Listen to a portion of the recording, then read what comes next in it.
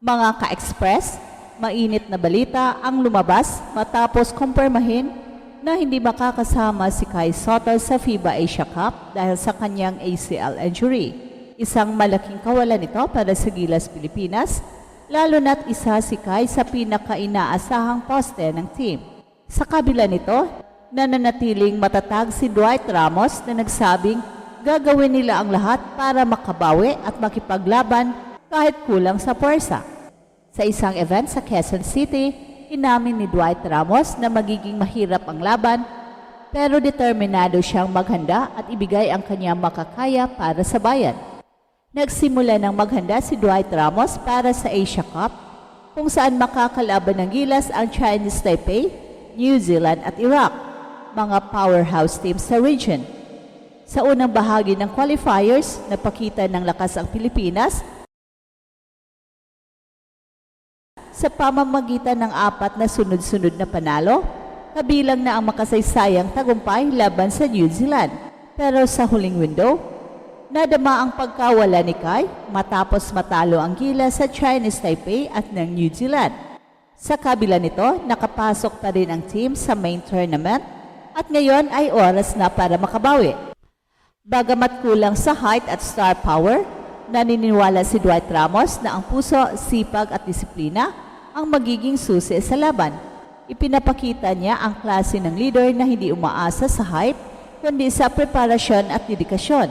Sa kanyang mga pahayag, ramdam ng bawat Pinoy ang tapang at pagmamahal niya sa bayan. Kaya ngayong papalapit na ang Asia Cup sa August, asahan nating si Dwight Ramos at ang buong Gilas Pilipinas ay handang isakripisyo lahat para sa ating watawat. At ka-express, isang mainit at matapang na balita ang sumalubong sa ating lahat ngayon. Ilang minuto pa lang ang nakalipas, pero buong Gilas Pilipinas fandom ay nabuhayan ng dugo matapos ang isang makabuluhang pahayag mula kay Dwight Ramos, isa sa pinaka-consistent at pinakamaasahang manlalaro ng ating national team. Isang pasabog na puno ng tapang, determinasyon at pananagutan sa kabila ng malaking dagok na kinakaharap ngayon ng Gilas. At ano ang dagok na yon? Wala si Kai Sotto. Yes mga ka-express, kumpirmado na hindi makakalaro si Kai sa nalalapit na FIBA Asia Cup dahil sa kanyang ACL injury na dumurog sa puso ng maraming Pinoy basketball fans. Pero sa halip na panghinaan ng loob, iba ang naging tugon ni Dwight. Sa harap ng napakaraming fans at media sa Japan B-League Final Week event sa Gateway Mall, harap-harapang inamin ni Dwight Ramos na mahirap ang magiging laban. Walang paligoy-ligoy, walang pa-hero effect, straight to the point. Asia Cup is going to be tough for sure. We don't have Kai, but we're going to figure it out. Ganon kasimple, pero ganon katapang. Sa mundo ng sports, lalo na sa international tournaments, kapag nawalan ka ng star player, lalo na kung ito'y 7-3 phenom gaya ni Kai, kadalasang na-demoralize ang buong team, pero hindi si Dwight, hindi ang Gilas. So mga ka-express, napakahalaga ng mga salitang binitawan ni Dwight dahil dito natin nakikita ang puso ng isang tunay na leader. Hindi man siya ang pinakamaingay o flashy sa court, pero yung ganitong mindset na nagpapakita kung gaano kalalim ang commitment niya para sa bayan. Our job as players is to show up and do our best. That's all I'm gonna do. Sariwa pa sa ating alaala kung paano niya pinasa ng Gilas sa mga crucial moments. Kung paano siya naging steady presence kahit pa kaliwat kanan ang pressure mula sa mga fans, media at kalaban. Hindi siya superstar na nagmamagaling. Isa siyang mandirigmang Pinoy. Kung babalikan natin ang performance ng Gilas sa FIBA Asia Cup qualifiers, masasabi nating promising ang simula, 4 na sunod-sunod na panalo, at sa unang pagkakataon, natalo natin ang New Zealand, isang historic na moment na hindi basta-basta malilimutan. Pero dumating ang malaking pagsubok sa huling window ng qualifiers, nawala si Kai dahil sa kanyang injury, at resulta, talo tayo sa Chinese Taipei at ng New Zealand. Bumaba ang moral, umingay ang mga kritiko, pero kahit ganon, nakuha pa rin ng Gilas ang ticket papunta sa main tournament. Hindi perpekto, pero sapat. At ngayon, nasa harap tayo ng isang panibagong hamon. Sa group stage pa lang, mabibigat na agad ang makakalaban ng Pilipinas, China's Taipei, New Zealand at Iraq. Kung isipin mo, parang David versus Goliath ang peg.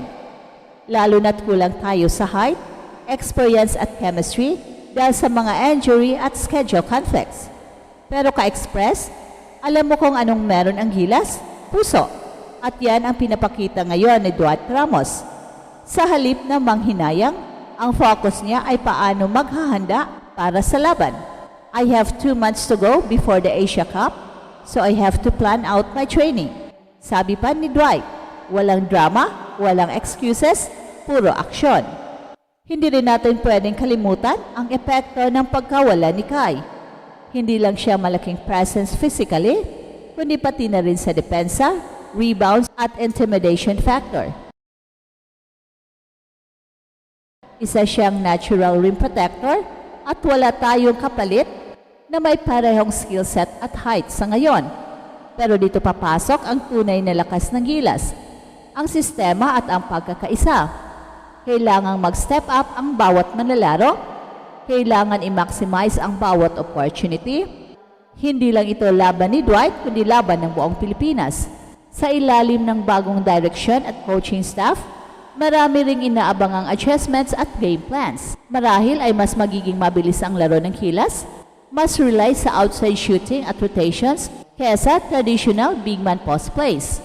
Malaki ang papel ng mga versatile forwards at shooters gaya ni Carl Tamayo, Jamie Malonzo, kung sakaling available sila. Pero higit sa lahat, leadership ang magiging susi. At sa ngayon, si Dwight ang unang nagpamalas nito.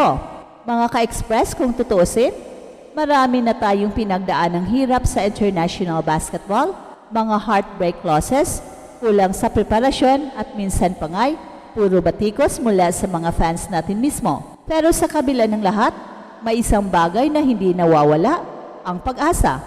At kung may isang player na sumasalamin sa pag-asa na yan ay si Dwight Ramos. Hindi siya nagbigay ng false promises, hindi niya sinabi na sigurado na ang panalo, pero tiniyak niya na ibibigay niya ang lahat para sa bandera. At minsan mga ka-express, sapat na ang ganong klaseng tapang para bigyang buhay ang buong bayan. Ngayong nalalapit na ang Asia Cup sa August 6 sa Jeddah, Saudi Arabia, asahan natin na hindi lang ito basta basketball tournament para sa Gilas, isa itong laban para patunayan na kahit anong kulang sa pisikal, pwedeng punan ng puso at disiplina. At eto ang Express Info na kung saan bawat kwento, ginulat ang mundo. Don't forget to like and subscribe.